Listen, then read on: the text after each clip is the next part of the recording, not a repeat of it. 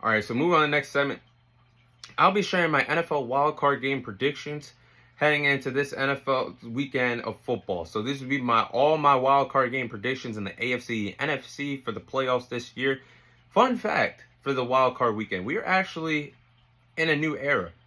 We're approaching a new era in the NFL because for the first time since 1998, we will experience a playoff experience without Peyton Manning and Tom Brady not being a part of the dance in the playoffs for the first time since 1998.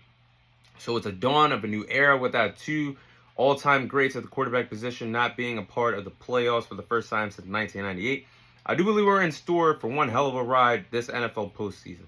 So these are my wild card game predictions. So starting off in the AFC, we have the 4th-seeded Houston Texans taking on the 5th-seeded Cleveland Browns.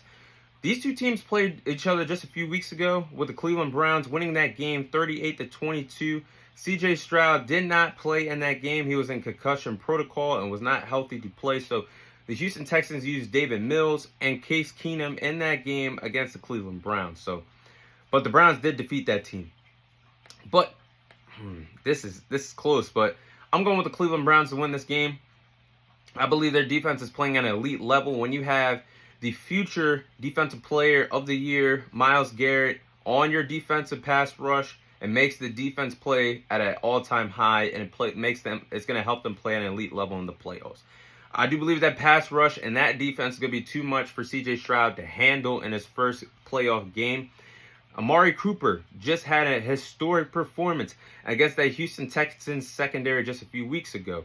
He had 11 catches, 265 yards receiving, 2 catching touchdowns, racked up over 50 points in PPR leagues and fantasy leagues. Amari Cooper knows what it takes to get it done against the Houston Texans secondary, which is very alarming for them. Joe Flacco also knows what it takes to win big-time games in big-time moments.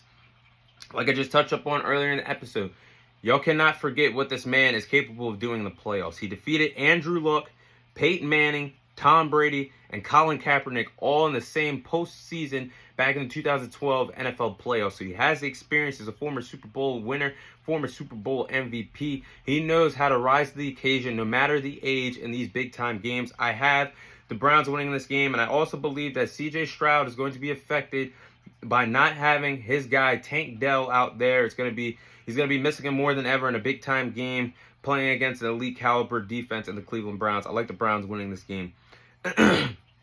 Then the next matchup for the Saturday night game, you have the 3rd-seeded Kansas City Chiefs taking on the 6th-seeded Miami Dolphins. So if you guys love storylines, we're getting a big storyline. Tyreek Hill will play his first game back in Arrowhead since being traded from the Kansas City Chiefs just a few years ago.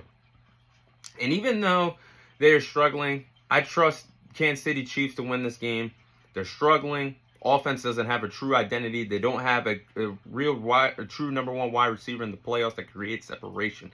But as long as you have Patrick Mahomes, Andy Reid, and Travis Kelce, I trust them a lot. And I do believe they'll win this game against the Miami Dolphins. Patrick Mahomes is as good as anybody in the with having home field advantage, and he'll have it for this game. But he's won 9 playoff games in Arrowhead. I do believe he's going to take care of business this weekend against Tua Tagovailoa and the Miami Dolphins.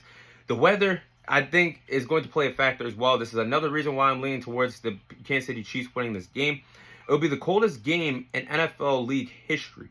It's going to be 0 degrees Fahrenheit in Kansas City with winds up to 10 to 20 miles per hour in that game against the Miami Dolphins. So I like the Kansas City Chiefs winning this game on Sunday.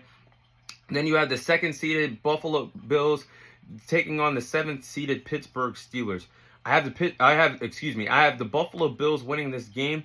The Buffalo Bills are hot as a forest fire. They have won 5 consecutive games in a row. They went undefeated in the calendar month of December, which is always good for all NFL teams heading into the playoffs.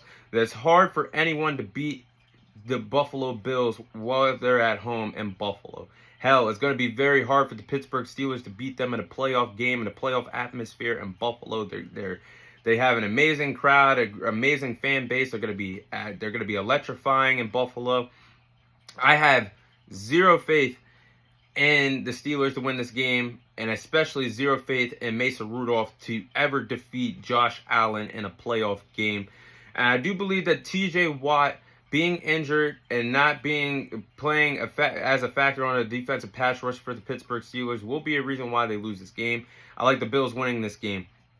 Then moving on to the NFC, you have the second-seeded Dallas Cowboys taking on the seventh-seeded Green Bay Packers. This will be if you guys like storylines, this will be the first time that Mike McCarthy will coach against his former old team in a playoff game. He was a former Green Bay Packers head coach for years, helped them win a Super Bowl back in 2010. So this will be the first time he's played against them in the playoffs. But I'm going with the Cowboys to win this game. We're playing at home, and we play as good as anybody in the National Football League when we're at home. We have yet, knock on wood, we have yet to lose a home game since the beginning of the 2022 NFL season. That's the longest streak with home wins in NFL history. We're at home. We're all around. Well, I do believe that we're all around the board better than the Green Bay Packers. I could see this game being competitive. I'm not sleeping on Jordan Love and this young Green Bay Packers team. And I do believe it's going to be competitive in the first half. But I do believe that's when the Cowboys will pull away. I think the Cowboys will win this game comfortably, winning this game by a 2-possession margin. So I do believe this young Green Bay Packers team, they're going up against a juggernaut in the Cowboys. I don't believe that they figured it all out just yet. They're the youngest team in the National Football League age-wise, and this young roster does not have the playoff experience. If this was Aaron Rodgers at the helm in Green Bay, maybe I would lean towards the Packers, truthfully. But Jordan Love has yet to play in a playoff game yet. And his young NFL career, this is a bad team that you want to draw up against in the first round of the playoffs.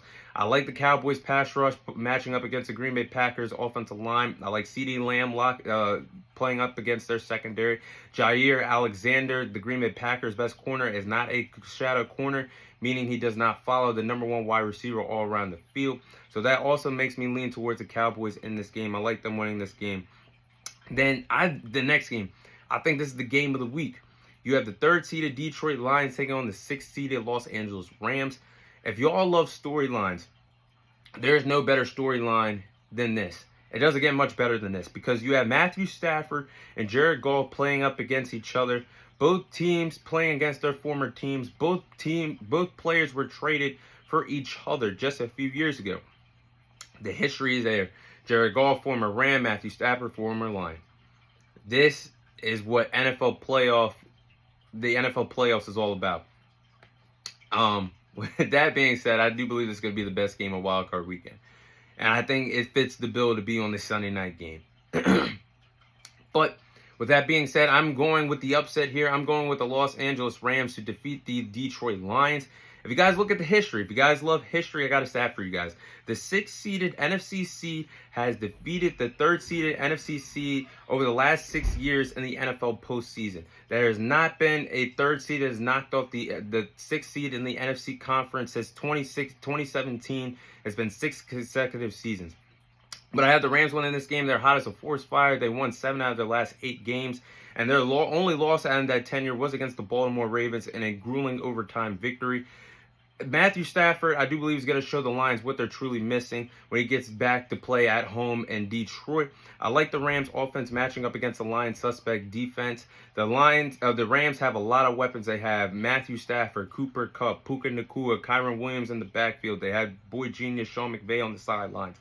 The Lions have been one of the greatest teams in the National Football League, but I do believe them not having Sam Laporta at the tight end position is really going to hurt them. A tight end that creates separation in the middle of the field and get big chunk yardage in games. I think not having him on this side in this game is really going to hurt them. I have the Rams pulling off the upset in Detroit. The final game of Wild Card Weekend, we have the 4th-seeded Tampa Bay Buccaneers taking on the 5th-seeded Philadelphia Eagles. I like this matchup a lot. And God bless the football gods of what they're going to present to me this week being a Dallas Cowboys fan. I'm going with the Tampa Bay Buccaneers to win this game. The Philadelphia Eagles have squeaked into the playoffs. They have went 1-5 to close out the NFL season, having the easiest schedule remaining, fumbling the 2nd seed in the NFC, fumbling the NFC East. The Eagles are limping into the NFL playoffs, and they have some serious question marks heading into the postseason. Changing your defensive coordinator at week 15, that late in the NFL season, having Matt Patricia now calling the plays on the sidelines. A.J. Brown is banged up, their best wide receiver. Devontae Smith, their second best catching option, is banged up. Jalen Hurts is banged up.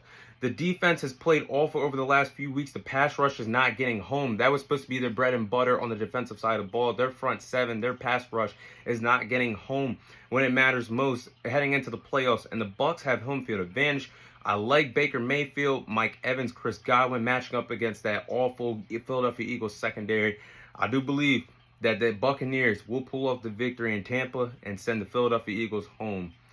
Those are my NFL wildcard game predictions for this weekend in the National Football League.